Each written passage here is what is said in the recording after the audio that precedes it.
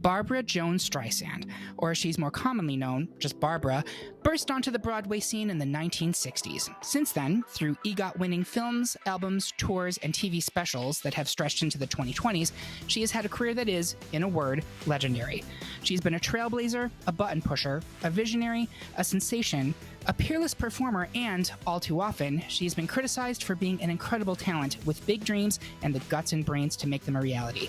And her fans cherish her for every bit of that. So as the Great Pop Culture Debate begins its new series exploring the essential works of iconic women in music, who better to honor? So say hello, Dolly, as the Great Pop Culture Debate seeks to discover the best Barbra Streisand song of all time. Find me an empty lap, fellas. Preferably a bumpy one, if you know what I mean. I'm your host, Eric Resniak, and I would say send in the clowns, but they're already here. Please welcome my panel for this episode. Bit by bit, he's putting it together. Bob Erlenbeck, would you agree to an interview? Maybe one. What if it's Tiger Beat? Oh, yes, absolutely. I thought you'd be into that. His body is soft as an easy chair, and his humor is fresh as the morning air. It's Derek Makita. Hello, gorgeous. Zaddy, can you hear me? And finally, you best not bring around a cloud to rain on his damn parade. Please welcome to the podcast, Nick Everidge. Don't tell me not to live, just sit and putter. I would never do that. And since we're on the topic, would you mind to please pass me the butter? Now, Nick, I believe you actually have a link to Barbra Streisand in your name. Is that correct? That is correct. Back when Funny Girl came out in 1969, my very own mother saw the movie in the movie house back in the days. You know how that goes. Mm-hmm. And she thought Omar Sharif as Nicky Arnstein was so suave and debonair that she swore right then and there that she would name her son Nicholas. Fast forward 10 years, bada bing, bada bang. And here he is. So who better to have on a Barbra Streisand episode, ladies and gentlemen, I ask you. So how does this work? Since this is a mini-sode, there was no public poll. Our panelists combed through the storied discography of Miss Streisand, considering any and all songs by her, originals, covers, standards, Broadway numbers, duets, even holiday songs, much to my chagrin. We each put forward our individual top 15s, compared notes, and created a collective top 16. We added those songs to a bracket. Now we argue about it and insult each other, all for your amusement. Want to play along at home? You can go to greatpopculturedebate.com and find the polls and brackets tab. There you'll find the listener bracket for this and every episode. Make a copy for yourself. That part is super important. Fill it out and see if your picks match up with ours. So before we start, I want to ask my panelists, what were some of the Barbra songs that you suggested and were upset did not make the bracket? Bob, I'm going to start with you. Well, I'm not upset at all, Eric. All of my songs made the bracket. Oh, well, fuck you too. No, I'm just kidding. Yes, all of my Barbra love made it into today's conversation. And you know what? This episode is going to be all about Barbra love, so I'm fully on board with that. Derek, what James about you? Brolin knows all about it. He does. He does. Derek? Well, I mean, it's not one that I'm surprised didn't make it, but I did want to give an honorary hat tip to her bonkers collaboration with Bowie on the track Life on Mars. Bowie himself has said that he hated working with her on this. And honestly, I'm so glad that this recording exists because it's not like anything else that Barbra has ever recorded. It's bizarre in a way that's like perfectly Bowie, but so strange to hear Barbra belt out. It feels outside her comfort zone, and maybe that's why I like it. Okay, that sounds very cool. By the way, you actually just reminded me, if you're interested, we have put together a playlist on Spotify of all of the top 16 Barbra songs, as well as the other ones that we suggested and didn't make it. I think there's a total of 50 songs, all by Barbra. Everything you'll be hearing on this podcast mentioned is in this playlist. So if you're like, I'm not that super familiar with her works, A, shame on you, and B, you can check out the link on this piece on greatpopculturedebate.com. You will be able to find a link to that Spotify playlist. Nick, what about you? So, again, going back to Funny Girl, My Man, the song that closes out the movie, so powerful, didn't make the list. I was a little heartbroken, but I think we have some good arguments with lots of other songs. Absolutely. And the top 16 is actually very good, and it's a very competitive bracket. I'll say that. I had a bunch of mine didn't make the bracket. I'm, not at all offended by that. No, just kidding. In terms of originals, I have a real affinity for the groovy Stony End and Woman in Love from her 70s era. From Broadway, I adore Secondhand Rose from Funny Girl. It's one of my all-time favorite Barbra songs. And the thrilling version that she did of At the Ballet with Anne Hathaway and Daisy Ridley from one of her more recent albums. And then as far as standards, I will never be able to get enough of her bombastic Lover Come Back to Me or the sultry Aching Since I Fell for You. To me, I know there's a million renditions of that song, but hers is at the top for me. It's just so good. It's so emotional. With that being said, let's get into these actual debates. We start off with a unanimous decision in favor of our overall top pick, Don't Rain on My Parade from Funny Girl. In case you didn't get the memo, this is a panel of card-carrying homosexuals. And that song took out Barbara's Gotta Move, quite literally. But hey, now it can find some other place that is not on this bracket. Before it goes, Derek, you did want to say something about Gotta Move. Yes, I just wanted to plug this song since I think I may have been the only one to nominate it. I don't know that I had heard this song before it was used on the Tu Wong Fu soundtrack, but it's become a staple in my lip sync repertoire. Anytime I'm feeling some sassy wanderlust, my friend Sophie and I would always make sure to have it queued up before our road trips together. It's only about 2 minutes long, but it's such a great tempo, and Barbra is doing Manic Barbra, and I just love it. So please give it a listen. That said, there was no way I could not vote for Don't Rain on My Parade. I'm gutted these two songs had to go up against each other so early, and honestly, there's going to be a couple matchups in these brackets that it's like, why did these two songs have to go up against each other? But here we are. Yeah, there's a lot of actually really difficult ones here. I could be flipped anyway, and it is a Saturday as we're recording this, so I could be flipped multiple times on a Saturday. But specifically for these arguments, if you're listening, Miss Streisand, I'm so sorry that I'm scandalizing you so early into this debate. The panel is currently deadlocked over Barbra's cover of Somewhere from West Side Story off of her 1985 Broadway album and the original Papa Can You Hear Me from Yentl. Derek, argue why there's a place for Somewhere in round two. Nick, open our minds and our ears to the idea of Papa moving forward. I'm going to have Derek go first. Yes, this is again one of those brackets where I'm like, God damn it, why'd they have to go up against each other? Because I love Papa Can You Hear Me? I mean, it just it tugs at my heartstrings. But first and foremost, let's go back to Somewhere. This song was actually my entry point to Barbra back when it first came out and was getting airplay on adult contemporary radio. I'd hear it while I was riding around in the back of my mother's 1986 Oldsmobile Cutlass Sierra. This was even before I knew, I know, right? Dating myself. This was even before I knew that the song was from West Side Story. That epic synth opening that could not have been more 80s. It really kind of hooked me right from the start, even as a 5-year-old. This song never broke the Billboard Top 40. It did peak at number 5 on the adult contemporary chart, which is frankly where it belongs. I feel like this song was a harbinger, not just of my queer identity, but also my exquisite taste. Thank you very much. And it needs to be this version from 1985. Her re-recording of this song with Josh Groban is triggering to me. This song is soaring, with Barbra doing some of her best work to bring like a Broadway standard to new life as an 80s pop song, and it's just perfection to me. All right, Nick, what about Papa Can You Hear Me? Listen, I hear you. Somewhere is absolutely exquisite. There's so many versions of that song. We all love it. I think Barbra does something extra special with it. But Papa, Can You Hear Me? I mean, that is so specifically iconic, especially for Barbra. I mean, it underpins the movie Yentl.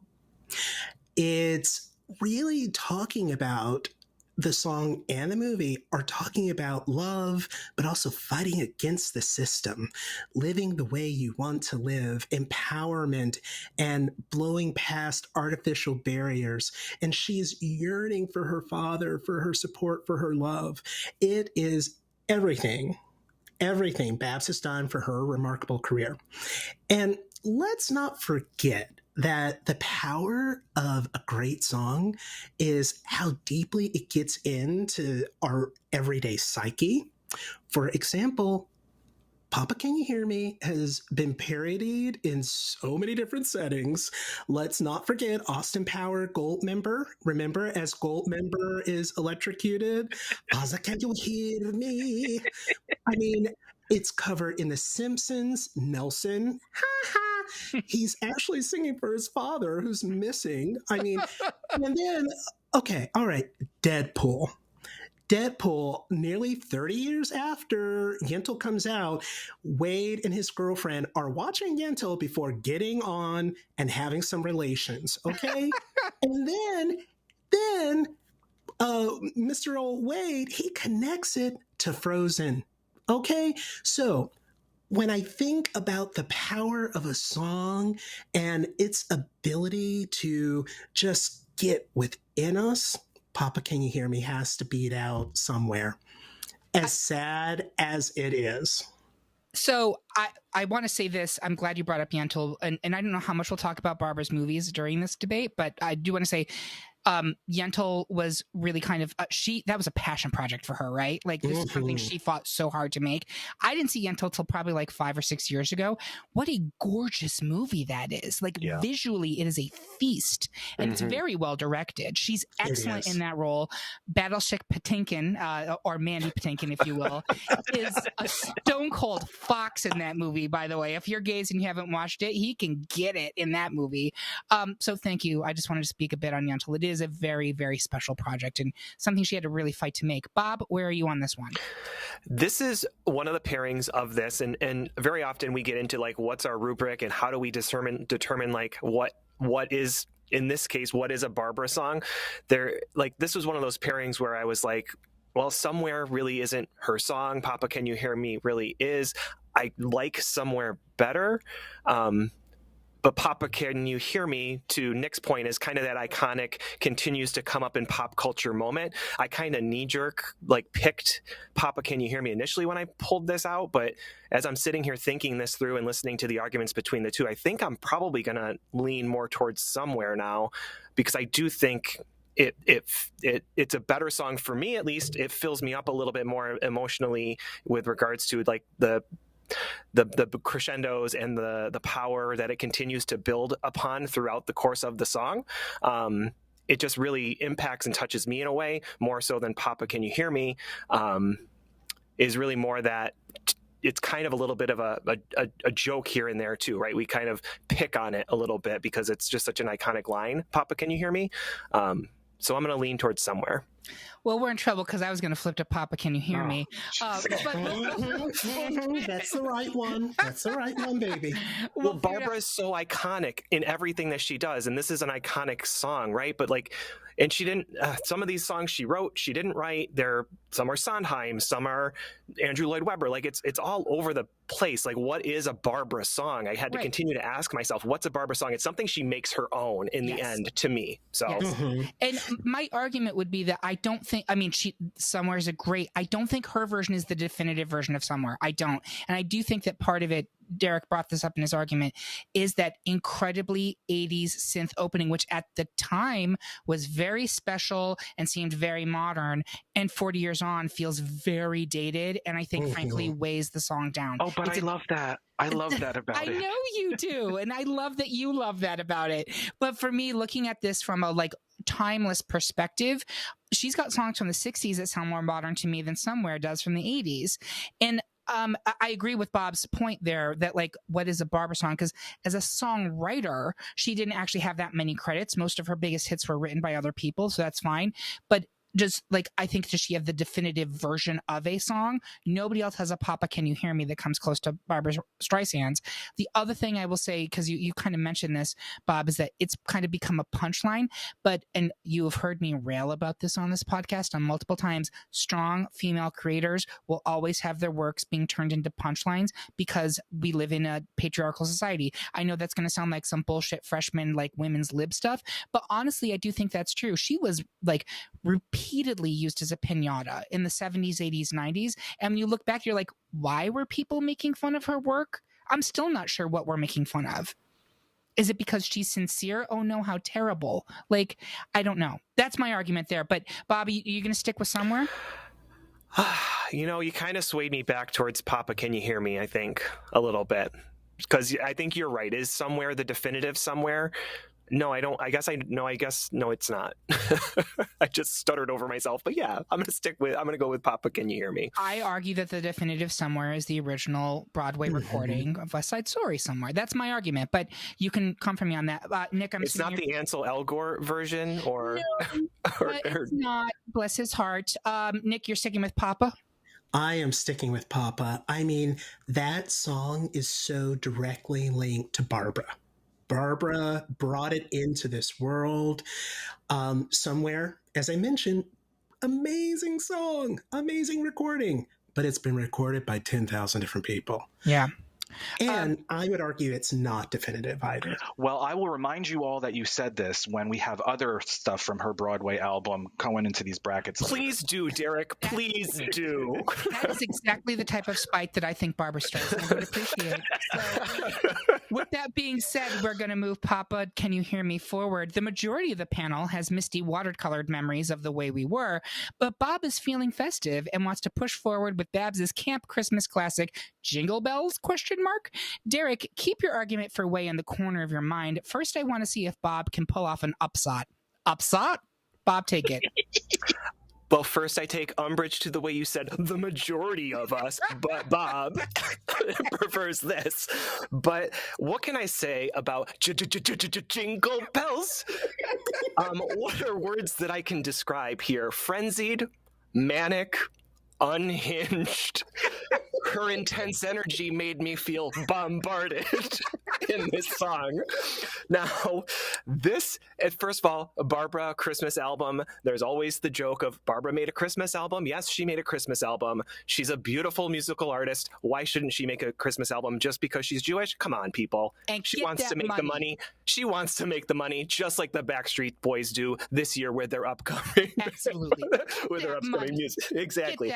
This song to me is an absolute delight from start to finish. It takes off like immediately with this incredible up-tempo version of the song.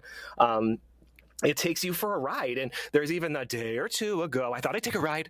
She literally takes us for a ride in this song. It's got the peaks and the valleys of the up tempo, the low tempo. I smile every time I hear it, and I love the orchestration of this song because it really takes the instruments and the orchestra to kind of punctuate the verses and add little like the timpani drum, the boom boom, right? The way it uses the brass, and the brass has their moments, the strings have their moment, the timpani, the percussion, they all have their moments, and it's just beautifully orchestrated to me, in my opinion, as to why I would push this forward. It's up against, obviously, The Way We Were, and I know this is probably an uphill climb for me because obviously The Way We Were is one of those knee-jerk in your mind, like name me a Barbra song and it's The Way We Were, right? But to me, I think that between these two, I'm going to invoke the no bummers, only bops that Kara might invoke in some of her music debates. You can listen to some of those as well in our catalog, but it's a Barbra song. Even though it's Jingle Bells, because this version, no one can do this version. No, this is Barbra's definitive version of this song, I guess. Maybe it's not the definitive Jingle Bells, but to me, it's so much fun. It's so different from any other version of this song that even if I didn't convince you, I wanted to speak about it because I find it so much fun and so exciting and just encapsulates everything we know about Barbra. Yeah, and listen, I actually agree with you that this is the definitive version of Jingle Bells ? Which is literally the title of the song, by the way. Jingle Bells ? So you are correct in that, sir. And that was an amazing Herculean effort to push this song forward. I love this song. It is on my Christmas playlist every year. There is no question. However, it is up against the juggernaut that is The Way We Were. I don't know how you use no bummers, only bops in a Barbra Streisand bracket. I get it. She's known for ballads. I understand, but let's not have a pepperoni moment. It's not, and I knew you were going to invoke the pepperoni argument. I know. Hi, Curtis. I really do feel like this one, it's not just because it is the song everybody knows. It's also an amazing fucking song. So before Derek goes into the argument about this, I just like, Nick, are you going with The Way We Were here? I'm going with The Way We Were. I love Jingle Bells. I still can hear it in the Value City department store. It's right after Thanksgiving. The friends and family discount was on. It was a Sunday night. We were waiting in a long line, and all of a sudden I hear Jingle Bells. Jingle bells. I mean, I was floored. And mind you, this is the early 90s, so we did not have Shazam or anything like that. I just knew it was Barbra, and I could only wait to hear it again.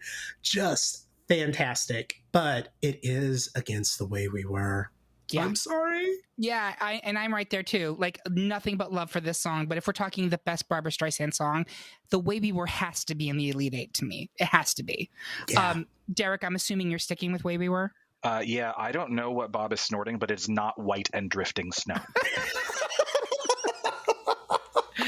All right. With that, we will move The Way We Were ahead. Next, another even split for the panel, this time between People from Funny Girl and Putting It Together from the Broadway album. Bob, what's a little cocktail conversation if it gets the funds for your foundation for Together? I'll explain why we are the luckiest people in the world, because we need people to move forward. Bob, why don't you go first? Oh, I'm always going first, but for me, putting it together, the Broadway album, I can kind of share this. This was my entry in my gateway into Barbra. This was the album that my mother would listen to constantly, and I would constantly listen to it because of that. And this song in particular always spoke to me and kind of stuck out to me because it is so much fun, and the way that it is the way it is put together with both the spoken word, the dialogue, and pairing it with the music and all throughout the song as well. I just thought it was very interesting and very theatrical and very, you close your eyes and you can kind of put together a scene in your mind as to what's happening in this song with these people who are speaking and singing, right? I think it is the perfect pairing of a composer and an artist. I think that she is perfectly paired to this song. It's something that she really truly makes her own. Sondheim even rewrote some of the lyrics of the song for her to record this version of it. So it really is her version and her part of the song. But I really love it. It's produced with this really high live energy performance where they're all in a studio together recording. Beautiful orchestration. You can really imagine it in your mind. Like I said, she took.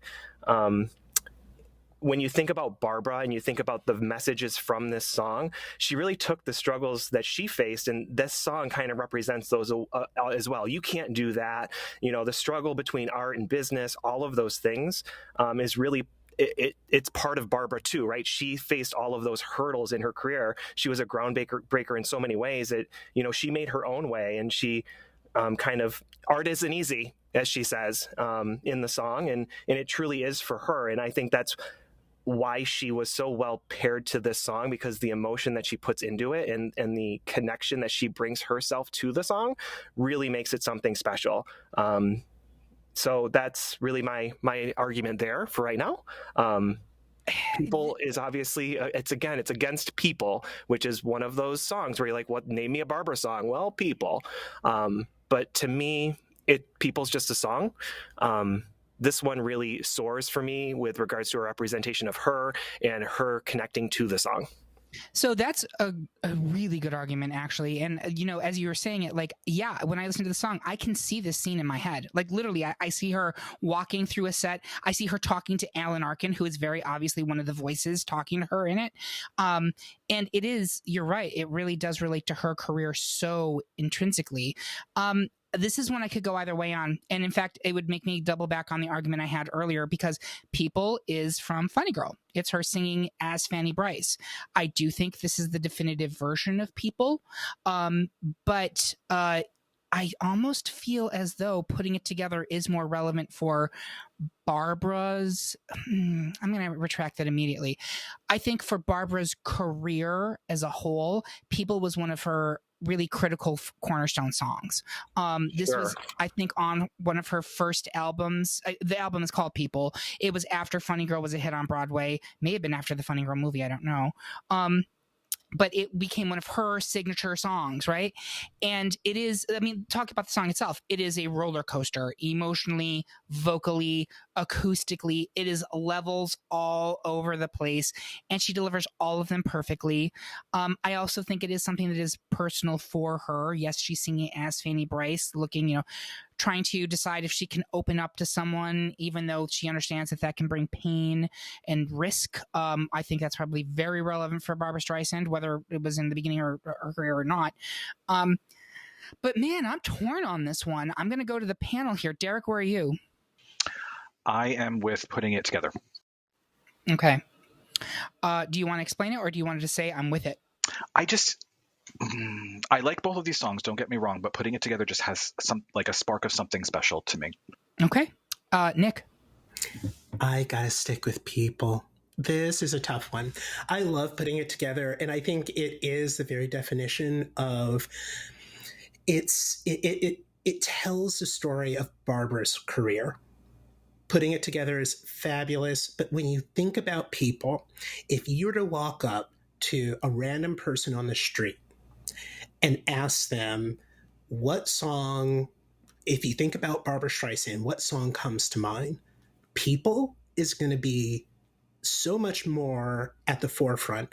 I feel like Putting It Together, as amazing of a song that it is, it becomes a little bit more niche, especially with the broader general public. And if we're thinking about the most iconic Barbra Streisand song, People just wins out. I just don't see how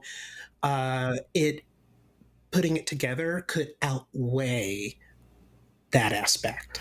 Can I push back on that just a little bit? Yeah, of course. Sure. That's what we're here. And Nick, this is not any disrespect for you, because I'm going to do this throughout the bracket too, but I had to stop and think. I'm not necessarily thinking best iconic, what's the knee jerk that for Barbra. Like, it's also like the best song too, and in this pairing I feel as though the better song is Putting It Together. And I feel like if we do continue to go back to like what's the one that pops into your head first, that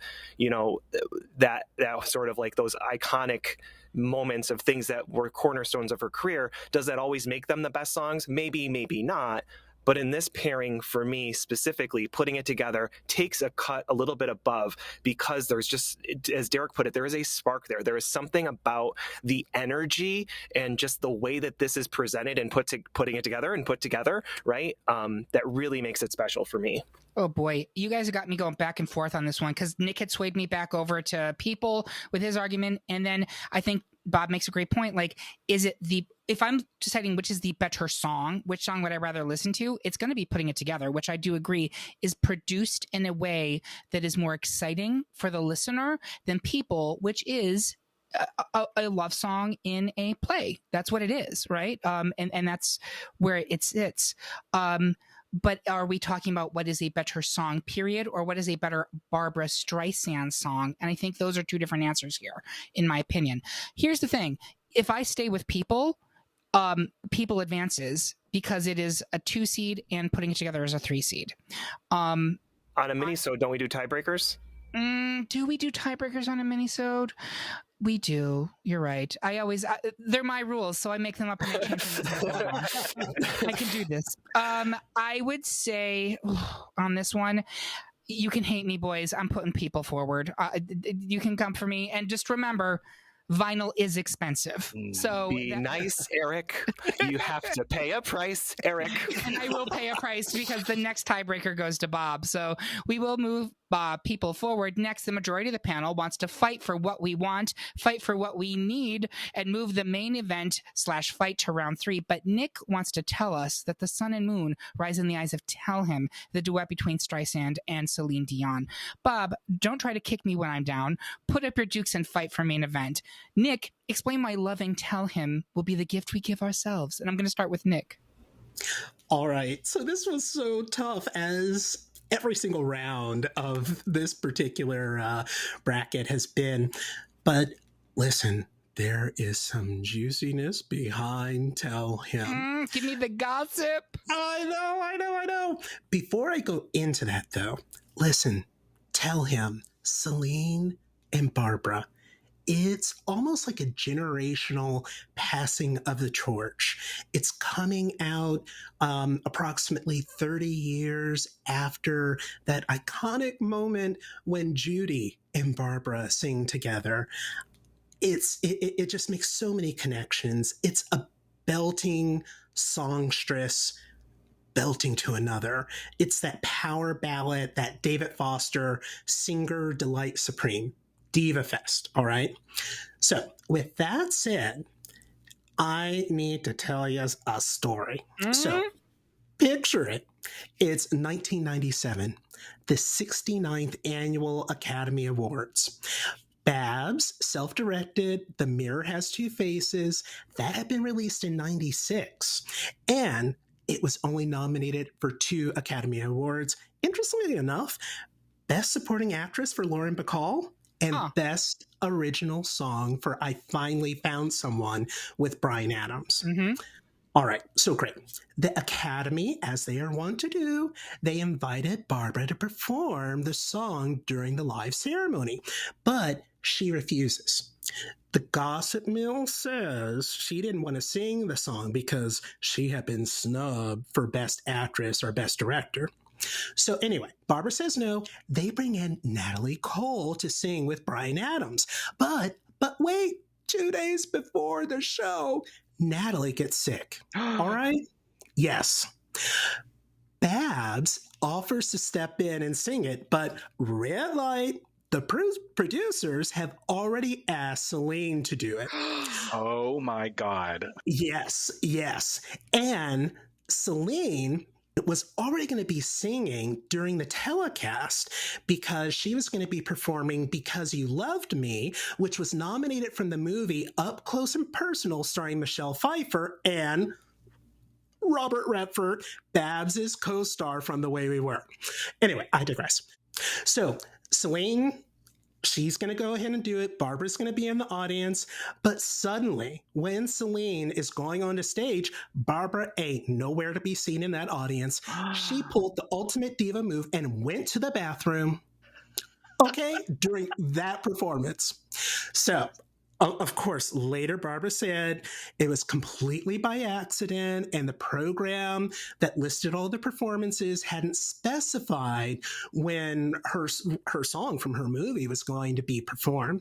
So Barbra, being the class act that she is, a few days later sent a note to Celine saying, "Listen, I watched the tape afterwards. You sang my song beautifully, and I regret I wasn't in the room to hear you. Next time, let's make one together.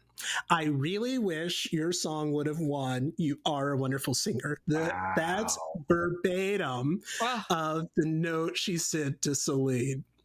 Well, René Angelil, Celine's grandfather, I'm sorry, her husband didn't let that note go unanswered. And so he called up David Foster to produce a duet for Celine and Babs. Now, this is still juicy. David's then wife, Linda Thompson, who happens to also be the ex-wife of Caitlyn Jenner, wrote the song with David and Walter Afanasieff. All right, now, Walter is famous because he produced My Heart Will Go On and just so happened to work with Mariah during her early years, including co-writing All I Want for Christmas Is You. So that entire song is born out of some crazy ass drama and scandal. Circuitous route includes so many incredible people. Oh my God. So not only is it bombastic, it has a juicy backstory. I love the main event. I love the fight. But come on, Tell Him, with all of that, what you all think? Here's my thing. I wish that I was a dinner party level gay at 1997 because they were all sitting there with their wine glasses and their black turtlenecks discussing this for like months. Like that is delicious. Thank you, Nick. I had no idea. And if you're listening to this and you were born after the year 2000, like this is what we try to do on this program. The entire point of the Barbra Streisand episode is like, I don't think the millennial gays necessarily embrace her. We're hoping to educate you on that. But like, we love this type of gossip. This is part of our DNA. So thank you for educating us, Nick. Bob, do you want to talk about the main event / fight? Yeah, Eric, you and I think grew to appreciate this song around the same time. There was an album that you and I had. It was The Essential, I think. The Essential Barbra Streisand. I'm not sure. It was that was how I became aware of this song, and I hadn't known about it before. It wasn't one that people talk, at least people at the time I don't know talked about, or it wasn't a song that ever came into my head as Barbra Streisand, because I honestly didn't know it existed until I got this album and listened to it, and it was immediately the standout from the album. It is a lovely little disco delight. It is everything that you want from a disco bop. You can't help but bob your head to it, tap your feet, all of those things, and you just feel like the that she has in this song, right? The fight that she has. It's just a lot of fun to listen to. It's a lot of fun to just put on and go fight, right? Against Tell Him. Again, I said earlier, kind of those no bummers, only bops. I mean, I know there's a lot of good parts of Tell Him, and it's got a really strong and powerful moments in it. I'm going to go back to something you just said previously, Eric, to like, which song am I going to listen to? I'm probably going to listen to the main event. It wasn't even I don't think a super successful or popular song at the time. But it's definitely got all of the Barbra DNA in it. She definitely gives it her all. As she does with everything, and Tell Him as well. But to me, what am I going to listen to? I'm probably going to listen to main event. I'm going to listen to main event fight. So that's my argument, as thin as it may be. It's just, to me, what do you want to put on? Main event. I don't think that's a thin argument at all. I think it's actually a very good one. Derek, where are you on this? So the number of times while Nick was telling that story that I clutched my imaginary pearls, ladies, let me tell you, I'm still with the main event here. I thought Nick did an amazing job of literally walking the children through nature. We are through the forest. Snow White's cottage is in the corner somewhere. But yes, I have to stick with the main event. So that was a great story, and I love Tell Him. It's it's a great. It's like a diva off, right? But it's not like a combative diva off. It's like supportive diva off. Like, I've been there before, right? One of my favorite things is there's when you watch the video, there's like scenes in the video of behind the scenes of them recording it, or there's documentary moments of them recording it where Barbara's trying to teach Celine how to sing, and I'm just like, oh my god, what is happening right now? And Celine, I'm sure, is probably just like, oh really? That's so fascinating. Exactly. I'm the new, you're the old, right? I'm the future of drag. Exactly. But they're both amazing, and it is one of those songs where the two of them come together and it's better than what either one of them could have done by themselves, which we love to see. And it has the line, love will be the gift you gift yourself, which I say all the time and nobody understands the reference. And to me it is one of the tweest things I've ever heard, but I love it. I don't say it all the time, but I definitely do it all the time. But so all of that being said, in terms of, I think Bob put it well, which song am I going to listen to more?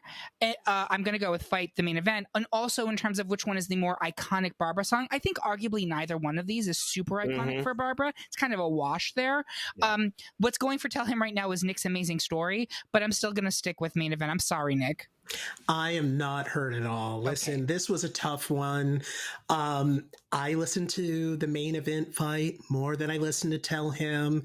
I'm right there with you all. So it hurts my heart a little bit because of the story, but at least we have put it back out into the world so people will know how that song came about. And people who need people who can spread good gossip are the luckiest people in the world. So, with that being said, the majority of the panel wants to slow things down and make each night a first for Evergreen from A Star is Born.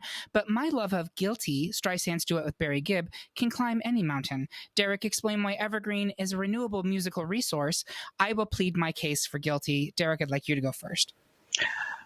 Eric, pardon the pun, but you are indeed guilty if you're putting that song over Evergreen. You know I love me some Disco Barbara, and I will say, as a slow disco classic, I love Guilty. But it's up against Evergreen. This song is from A Star is Born, but let's be honest, this star done already been born. I put this song in the same category as The Way We Were, Break Out the Cashmere and Play It on Vinyl. Evergreen was Barbra's second number one single, the first being The Way We Were, and it stayed at the top of the Billboard Hot 100 for 3 weeks. It was ranked as number 4 single on Billboard's year-end charts for 1977, and it is also certified platinum. But let's talk about the awards it won for Barbra. Oscar for Best Original Song? Yep. Golden Globe for Best Original Song? Uh-huh. Grammy for Song of the Year? Yep. Your Honor, the defense rests. Well, you're guilty. No, I'm just kidding. And I have nothing to feel guilty of, my love. No, but in all seriousness, here's the real tea, folks. So in preparation for this episode, I listened to the playlist we put together on Spotify numerous times, and I kept finding myself going back to Evergreen because it's a simple song. It's a very short song, actually. But what I love about it is the restraint in that song. It is like Barbra can belt, obviously. And this is the corniest thing I'm going to say in this entire podcast, I swear to you. But it's like she put on white gloves and was like just gently caressing it, which is, that takes skill. I mean, Nick is a vocalist. I am not, I just bark, but Nick is an actual vocalist. So, like and she just soars, but she's never lets it rip in this song. It's always contained, correct? Correct. And that really takes skill and artistry. So even though I'm supposed to be pushing Guilty here, I'm completely okay moving forward Evergreen. I will just make a couple quick points on Guilty, even though I think it's getting booted. This was written by all 3 Bee Gees. Barry sings on it with her, but it was actually written by the entirety of the Bee Gees. It was actually post-disco. This came out after disco had quote unquote died. It still feels very much like a Bee Gees track, but Barbra puts her own like undeniable energy, like especially when she's doing the humming and the expressiveness in her voice. Like it's a Bee Gees song, but it's interpreted by Barbra Streisand, and that's like putting your peanut butter in my chocolate, right? It's even better. I'm completely okay with Evergreen moving forward. Nick, where are you on this one? I'm so behind Evergreen. Her co-writer on Evergreen was also Paul Williams. He co-wrote We've Only Just Begun with the Carpenters. He helped write Rainbow Connection. I mean, it's just the pairing of them. This song is Barbra. I love Guilty. I love Guilty. It reminds me of the early 80s. There's just something about it. I instantly feel pulled to like 1984. But Evergreen has to win here. Yeah, it is quintessentially 80s, by the way, Guilty. Like it is quintessentially early 80s specifically, like that kind of summer gold era. Bob? It is forever Evergreen. All right, we're going to move Evergreen forward another 75% split as the majority of the panel wants to look Bob in the eye and simply shout, "Enough is enough," by pushing forward No More Tears, Barbra's iconic duet with Donna Summer. But Bob is on the phone with FTD and he wants to admire the rich bouquet of You Don't Bring Me Flowers with Neil Diamond. Bob, show us your flower power. Nick, argue why we have to listen to our hearts and support No More Tears. I'm going to have Nick go first. Okay, this one, No More Tears, I remember off of actually Donna Summer's Best of album. It's a 2-disc album. I mean, it's the meeting of the divas. The divas at that moment, it's Barbra's first major foray into disco, and it shows that Homegirl can do anything and everything. I mean, she still stays classic Barbra, but going into the whole disco ethos is right there, and coupling that with Donna Summer, the Queen. Oh my God. Oh my God. Also, too, interesting backstory. So Barbra was doing this song and she wanted it to go onto her album titled Wet. All right. So the original version of this song was just Enough is Enough. Because it was Barbra, the writers actually went back, rewrote the original to add something wet, to make it drippy, soggy, damp, moist, make something there. Oh my God, I love it. Oh my God, seriously. Yes. It's so good. I did not know that. Yes. So, pack the raincoat at the very beginning. It's raining, it's pouring. Likely all of that was added back in to make it wet. All right. So, not only that, but think about it, that long held note, right when it's starting to shift over from the opening ballady part, no more tears. It's classic Barbra. She holds that tear. I do believe, I thought I counted it once, and I thought it was around 14 measures in 4/4 time. Oh my God. It's something along those lines. It's so crazy. And it best evokes her singing style, which is she will not let a long held note sound the same from beginning to end.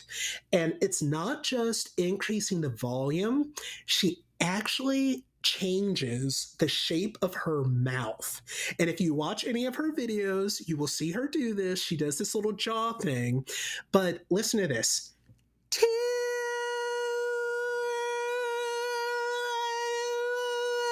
That was me singing that note, moving my lips around, moving my jaw around, and that's what she does in that song. It is so classic Barbra. It's so over the top.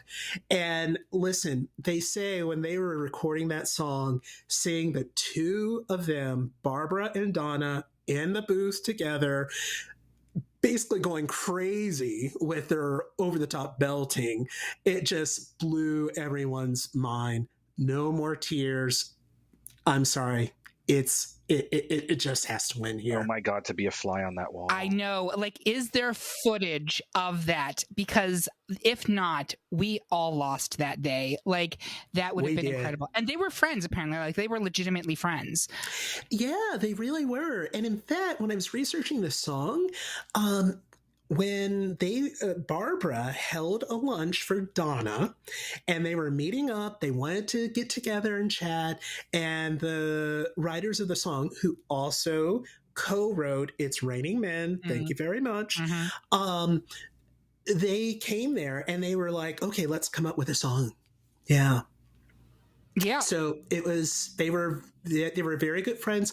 Although, do you know, they never performed it live together. Oh, that makes me sad. It's so sad. They both sang the song separately, live, but with other people. Sure. Yep. Well, speaking of other people, Bob, do you want to talk about You Don't Bring Me Flowers with Mr. Neil Diamond? Well, enough truly is enough. So let it be said, and I don't think we've commented on it yet, and I'm going to go on the record in saying there is nobody in this world who does duets better than Barbra Streisand. Amen. Speak on A fucking men, right? Like so many of these songs are duets on this bracket, right?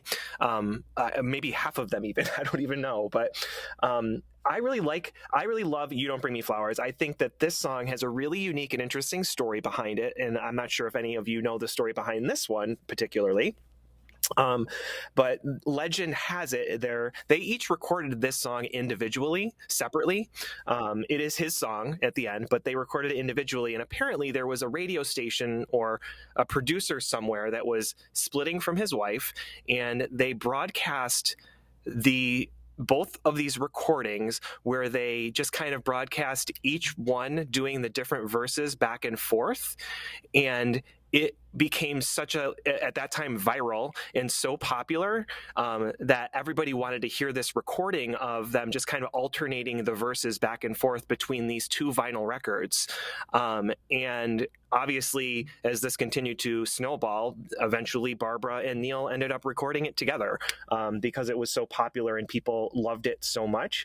So it's a really cool and interesting story. These are two wonderful artists with really, obviously, two iconic and very distinct sounds, distinct voices. I think, this song, it's so lovely for me. It's got that gentle opening. Her voice is so soft, and and then he comes in right after that first verse, and to me, it's almost a little bit of a surprise. You think it's this song with her singing, and then he comes in with his first verse, and it's like, oh, wow. And it really kind of, I don't want to, I guess it does jar you a little bit in saying, oh, this is really cool. It's a little bit of a surprise to me. And then that first kind of crescendo of Now After Loving Me Late at Night, like she totally belts it and totally gets into it, and it just sends chills down my spine. At least it just gives me chills as they go back and forth, and she has these big, huge moments of crescendo throughout the song. Literally the chills. And I just think, for me, I don't really care for Enough is Enough all that much.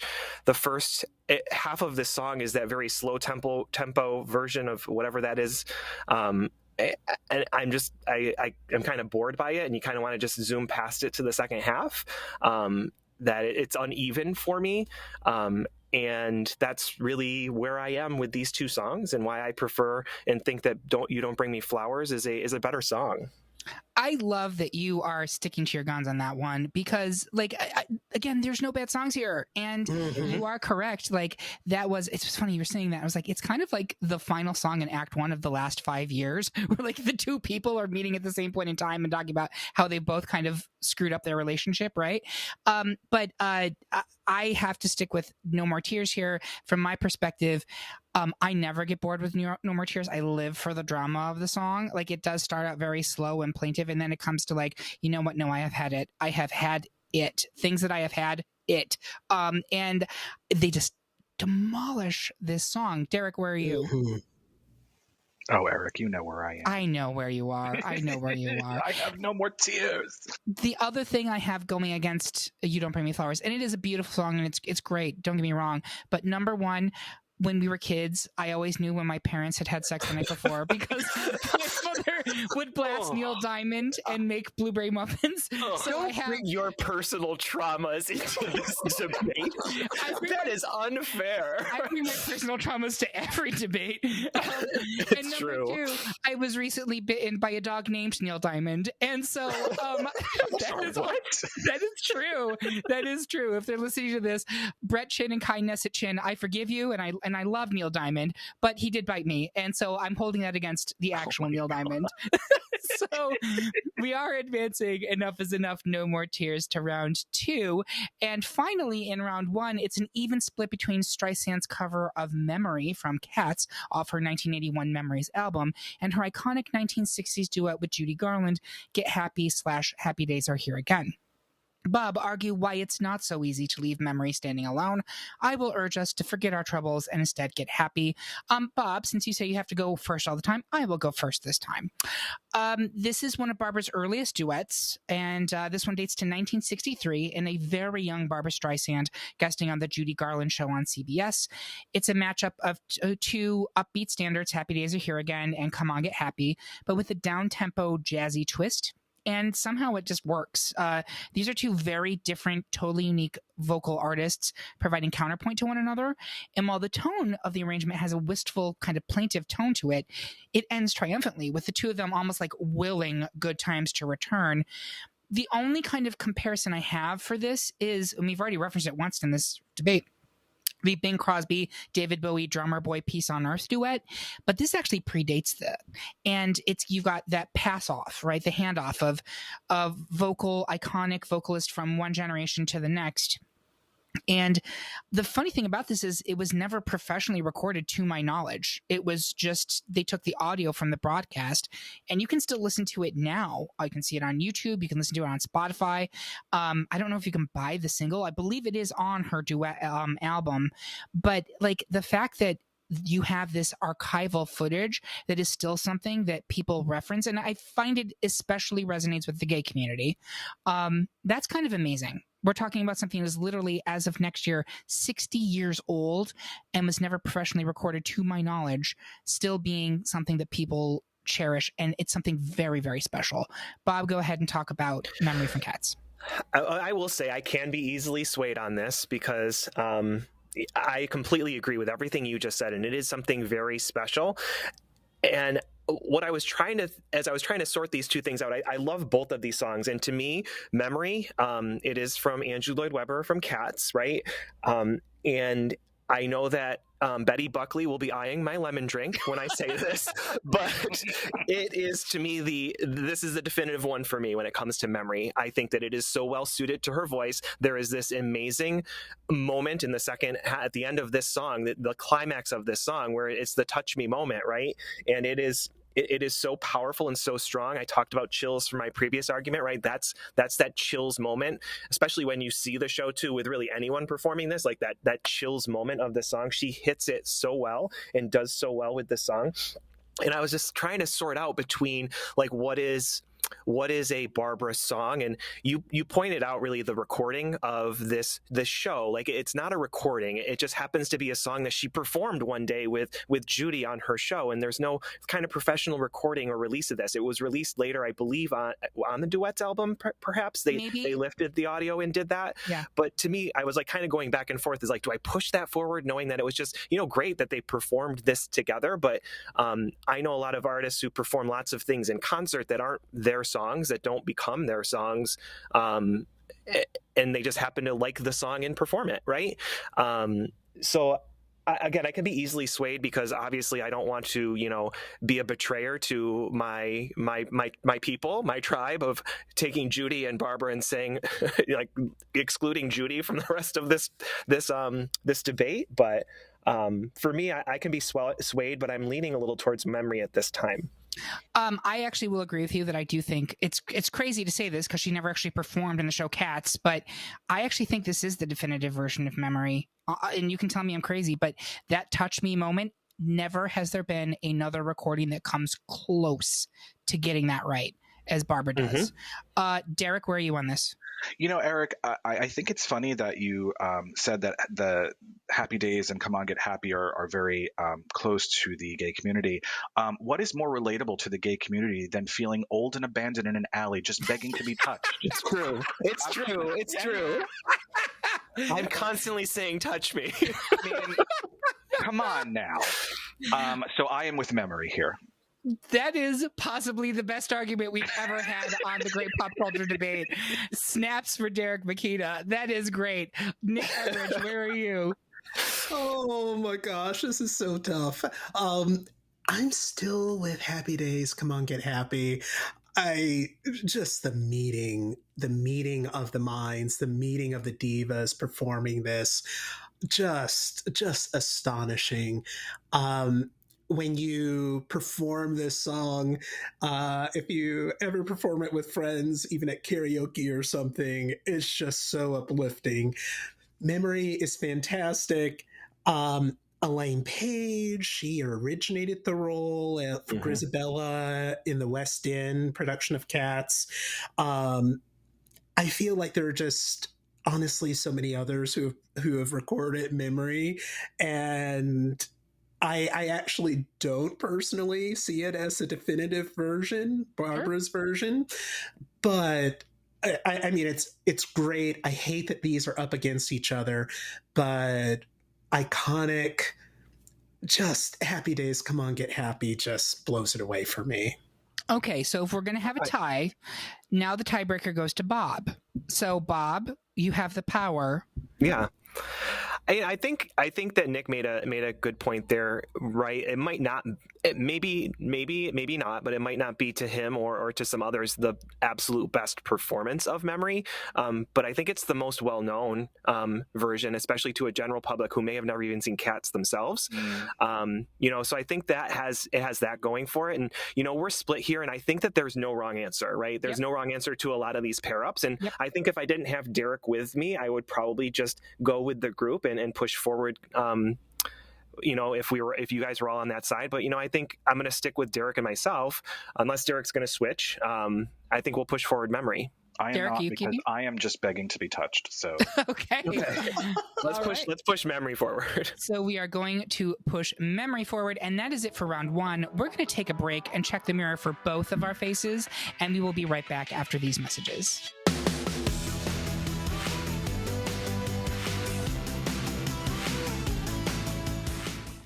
Welcome back to round two of our best Barbra Streisand song debate. Before we get to round two, let's discuss how listeners can meet these Fockers and follow you on social media. Bob? You can find me at DisNerdBob on Twitter and Instagram. Find me there, and you can tell me if I'm wrong. All right, Derek? you can find me on Twitter at DRKMKT, and I don't give a shit whether you think I'm wrong or not. That's a very Barbra Streisand attitude. And for me, you can definitely follow at Eric Resniak on Instagram and Twitter. But you should definitely follow at Great Pop Culture Debate on Instagram and at culture_debate on Twitter for sure. Moving on to round two of the debates. First up, we have another unanimous victory for Don't Rain on My Parade, which marched its band out and trampled Papa Can You Hear Me. Next, the panel is currently split on The Way We Were and People. Derek, could it be that it was so simple to advance to The Way We Were in round one? Or has time rewritten every line? Bob, be a people person. I'm going to have Bob go first and then Derek.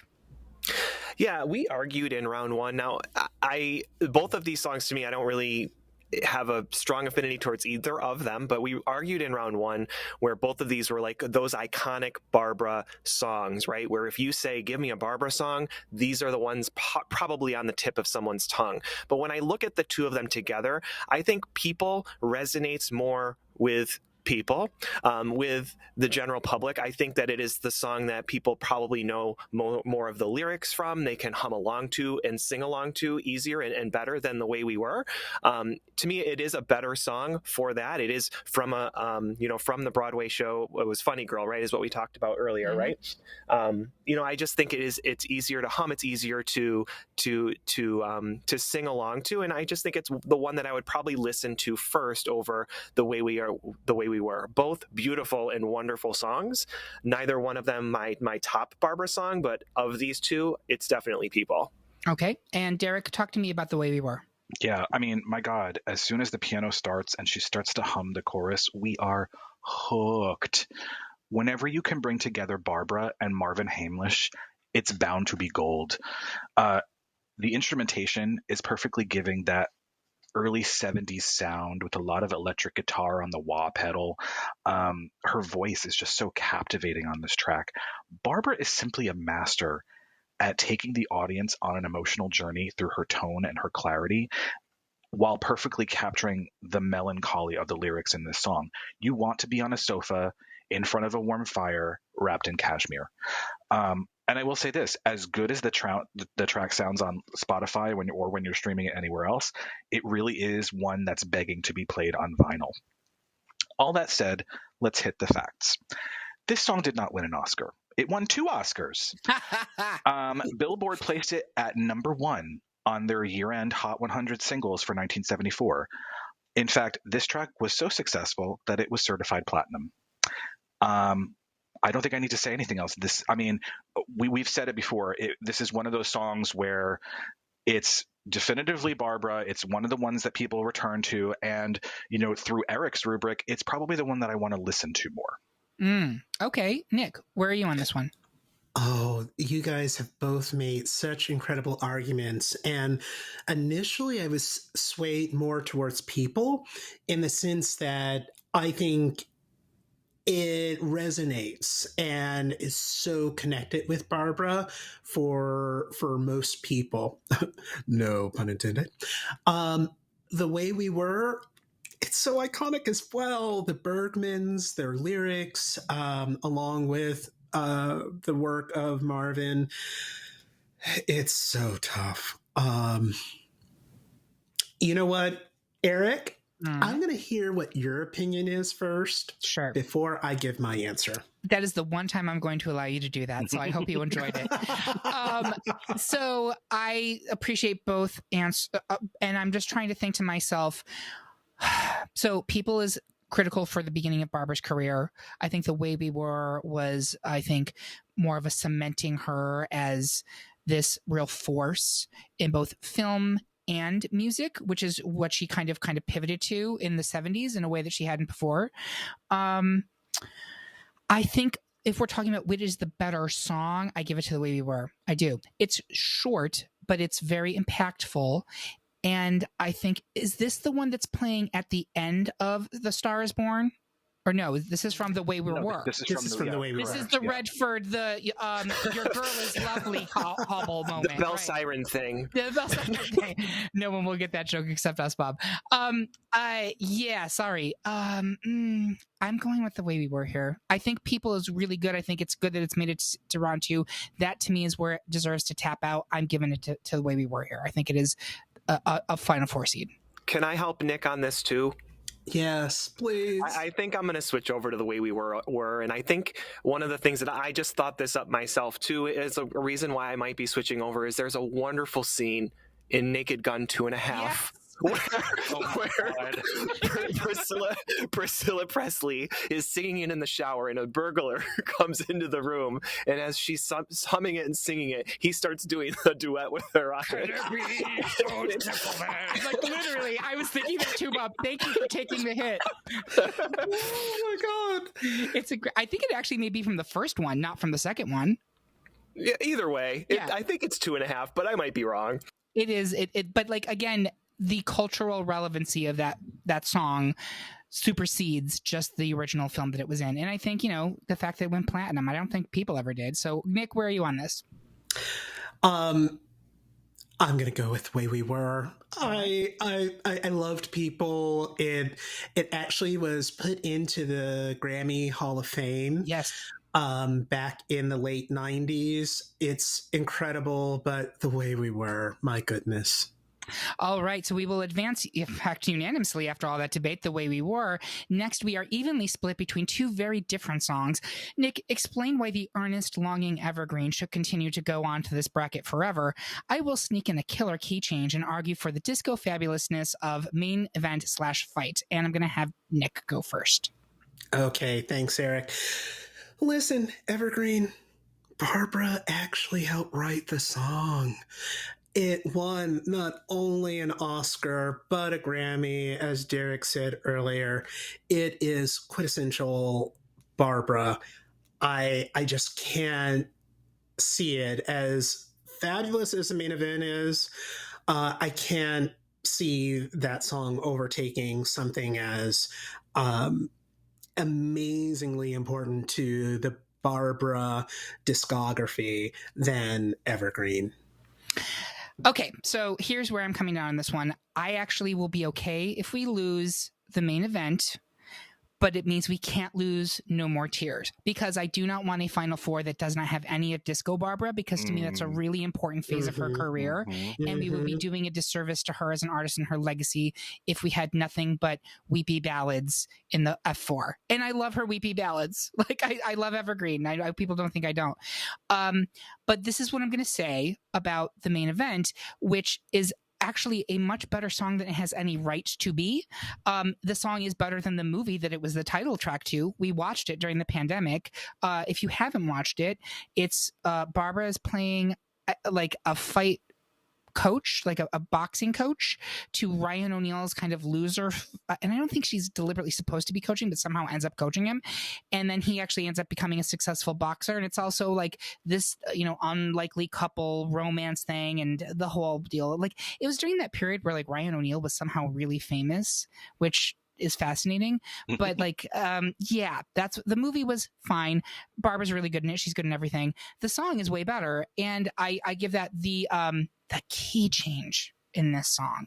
I do want to do a best key change debate at some point, and the key change in this song is put in such a brilliant location towards the end where it's like snuck in and it just flips, and then when she's doing that final and it builds and climaxes, which to me is what disco was all about. Appropriate given it was the 70s and everybody was just having sex constantly. God, I miss those days. But like even at the end when she's doing that, when we make love repeated going up the scale, like she's even like sliding into that stuff. It's a real virtuosic performance and I love it. It's an exciting song, but I can understand why we would tap it out now in favor of Evergreen, which is a better song and certainly a more iconic Barbra song. So, Bob, where are you? It's a fact. It's a first-rate act. In my opinion. I need to go with the main event, and I think you made a point, Eric, of like we're going to push Evergreen forward again potentially, and it's going to be more of the ballads. And to this point, they're really, I guess, standards, right? Some of these songs that she has, some of these iconic songs, it's not the better song for me in this case. I think the key change at the end is an incredible point to raise. I think that the energy, the fun, the better than it ought to be sort of quality of this song, and really something special that's really a surprise and something unique and different and very Barbra. I talked earlier about really the jingle bells of it all, of her manic and kind of wackiness of her and who she is, and I think she brings a little bit of that energy into this song, and Evergreen's a beautiful song, and I think we know that Barbra can deliver a beautiful ballad, but I think there's more to Barbra than just a beautiful ballad. I think there's so much more about her that we need to encapsulate and identify in some of these great songs that fall outside that category. For me, it's the main event in this pairing. I just think that there's a lot more energy and fun. It is the song I am going to listen to out of the pair. And that's, I think, where I'll leave it. Okay. Derek, it comes to you. Yeah. Excuse me. I'm sticking with Evergreen, and I like your strategery, Eric, here, because for me, No More Tears is more of the definitive Barbra disco song for me going into the next matchup. So I think I would like to see Evergreen move forward here. Well, here's the good news. It's a tie, and that means you're the tiebreaker with this one because it goes to you alphabetically. So we're pushing forward Evergreen? We are. Okay. Finally, in round 2, the panel is split again between another Streisand disco banger, No More Tears, featuring Donna Summer, and Memory from Broadway. Derek, explain why we should have seen it from the start. Tears should advance. I will touch myself and talk about Memory. Not actually, if you're listening to Miss Streisand, that was just a reference to the song.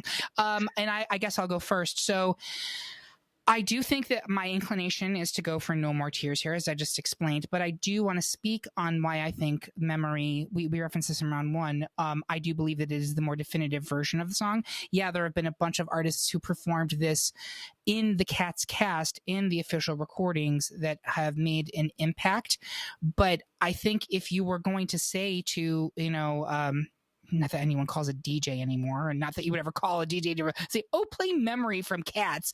I would.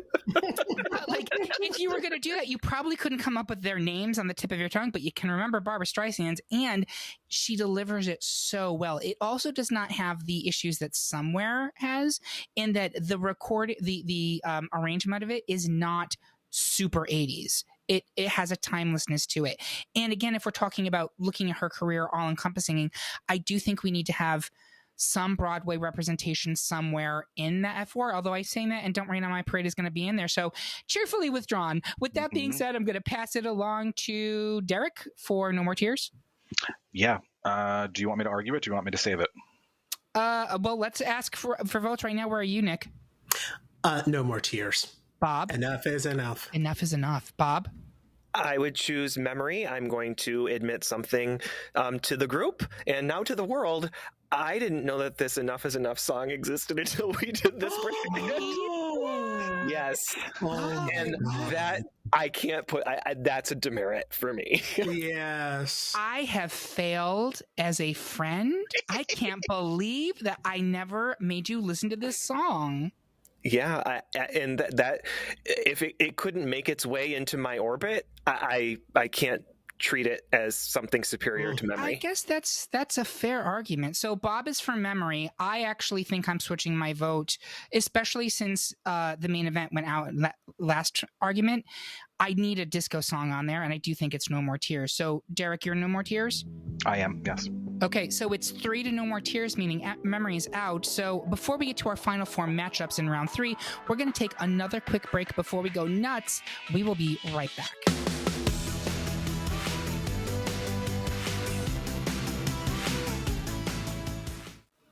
What's up, Doc? We're back with round 3 of our best Barbra Streisand song debate. Let's look at that final 4. We have Don't Rain on My Parade versus The Way We Were, Evergreen versus Enough is Enough, No More Tears. I always like to take a step back and evaluate, is it the F4 that I was expecting? No, but I do think it's a very representative of her career overall. I wish there was something a little bit more recent in there, but I mean, you've got Broadway, you've got her huge movie soundtrack smashes, you've got disco. I think that's a pretty good Barbra. You also have a duet in here. It's a pretty representative look at the Streisand oeuvre.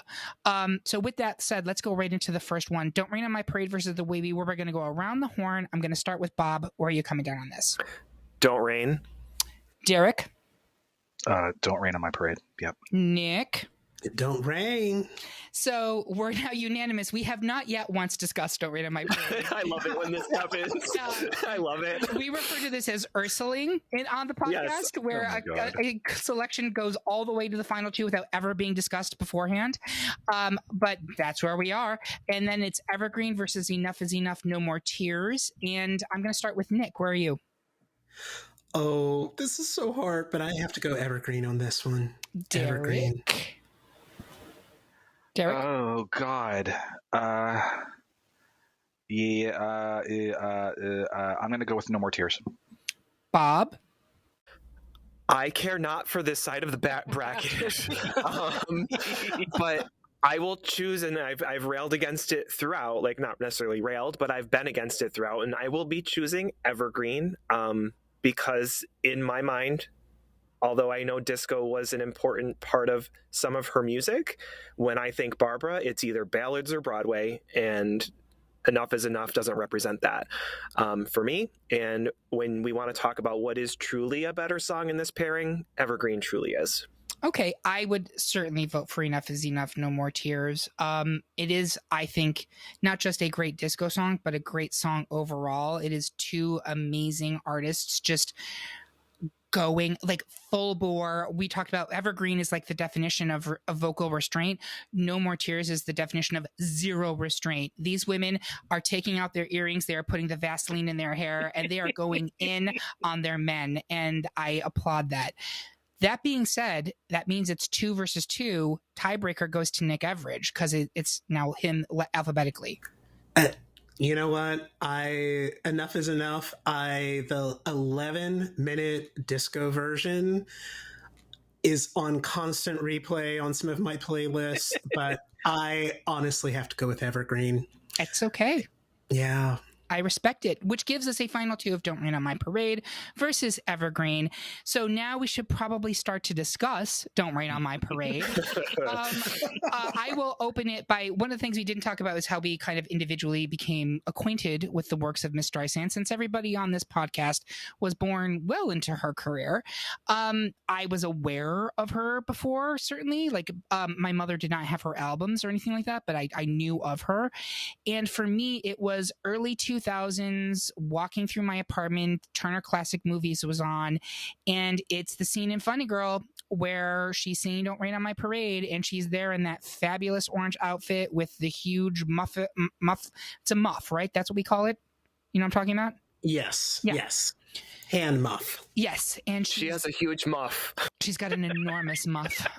And she's just resplendent is the only word. It's hypnotic. Like you couldn't take your eyes off of her. And it was that penny drop moment. I was like, oh, okay, no, I completely get the Barbra Streisand thing now. And this song is obviously it's for Funny Girl. It's the Fanny Bryce moment where she's just like, oh, I've got to go after my man, which spoiler if you've looked at actual history or watched Funny Lady, does not work out so great for her. But in that moment, it is the correct decision, and it is spectacular. It's a great, great song, and many people have done it, obviously. Although I did not realize that the Funny Girl revival currently on Broadway is the first time they've actually done a Funny Girl revival on Broadway since the 60s, because everyone's like, no one can possibly fill the shoes that Barbra Streisand was wearing. And spoiler, that is correct. But that is my bit on Don't Rain on My Parade. I'm going to pass it. Derek, where are you on this one? So I will have a bearing my soul moment and just say that I've actually never seen Funny Girl all the way through. Oh, I came to this song through a couple different avenues. One was Robin Williams sitting in the chair getting all the makeup done in Mrs. Doubtfire. That's where I think that may be where I first heard it, and then I heard it again in the movie Connie and Carla. And then I finally got to watch the actual, like, you know, not music video, but like clip from Funny Girl on YouTube of Barbra doing this song, and there's no way I can't vote for this over Evergreen. It's just like it's the song to me. That queen is on a tugboat in New York Harbor. Yes. And she is bearing her soul. And like, I defy you to tell me that anyone would possibly rain on her parade in that moment. All right, Bob, where are you? So for me, I mentioned at the beginning how the Broadway album, putting it together, like that was how I initially kind of came to Barbra. It's certainly how I came to Broadway. When it was that Broadway album, I didn't necessarily connect the dots that it was also Barbra in that moment. But as I became an adult gay, and I will admit that I've never seen Funny Girl all the way through, but I've seen this scene. I've seen this tugboat. I've been on that tugboat with her side by side, time and again, feeling every emotion and saying to myself as an adult gay, saying, okay, this is what this is. This is Barbra Streisand. This is everything she is to everyone. Everything, everywhere, all at once. She is. This, for me, there is no comparison when you put it up against Evergreen. Evergreen, a wonderful song. Everything about the energy and just the sheer emotion and movement that this song, Don't Rain on My Parade, brings to you. Don't Rain on My Parade. It is something that I think we can identify as people in the gay community, right? Saying, like, standing up and saying, don't come for me. Don't rain on my parade. It's just so great in every way that I would never choose anything over this. And it's probably why it's soared through to the end. Yes. And before I go to Nick for his thoughts on this, I just want to quickly interject. I cannot believe we have not actually referenced this once in this podcast. Nothing from the Hello Dolly film made it onto the bracket. Oh, yeah.